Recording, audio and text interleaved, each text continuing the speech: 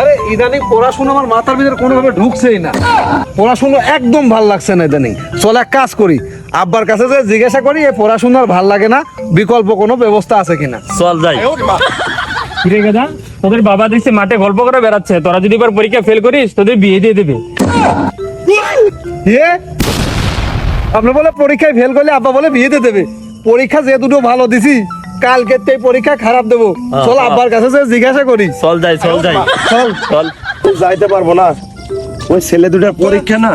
আব্বা, তুমি বলে মানুষের কাছে গল্প করে বেড়াচ্ছ যে আমরা পরীক্ষায় ফেল করলে আমাকে বলে বিয়েতে দিব।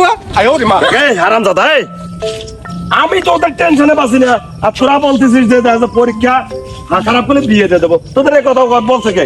আই শোনো, এ কথা যে বলে বলুক, তুমি এক কাজ করবা, যদি আমাকে বিয়েতে দাও তাহলে এক বাড়িতে যে বাড়ি দু মেয়ে আছে ওই বাড়িতে বিয়েতে দিবা। দেখছো হারামজাদা, দাঁড়াস, তোকে আজকে দিচ্ছি।